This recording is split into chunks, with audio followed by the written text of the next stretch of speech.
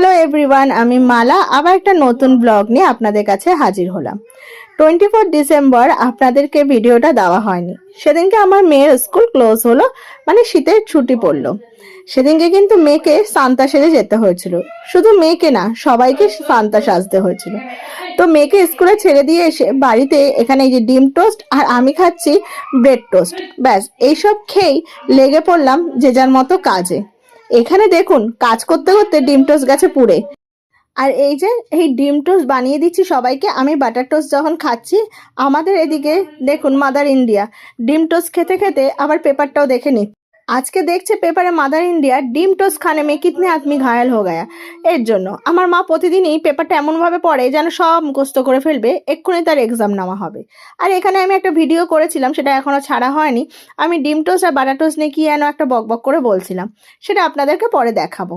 আর এই যে চলে এসছে মাই লিটল সান্তা। এসে তার ফটোশ্যুট তো আমার করতেই হবে, কেননা এতদিন পর তাকে বাগে পেয়েছি ফটোশ্যুট করার জন্য। কিছুতেই ফটোশ্যুট করতে চায় না, জানেন তো, খালি পালিয়ে বেড়ায়।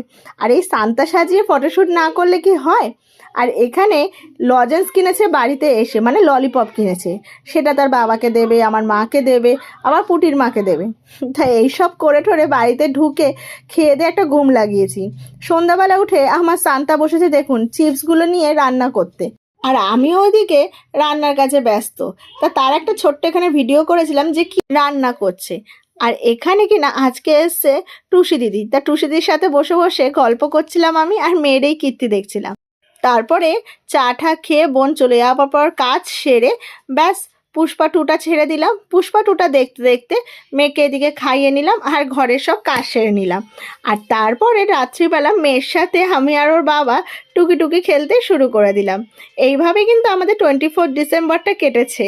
আর তারপরের দিন 25 ডিসেম্বরটা কি করেছে আপনারা তো অলরেডি ভিডিওতে দেখেইছেন। তো আপনারাও জানাবেন কমেন্টস করে আপনাদের কেমন কাটলো 25 ডিসেম্বর আর 24 December. So bye bye everyone.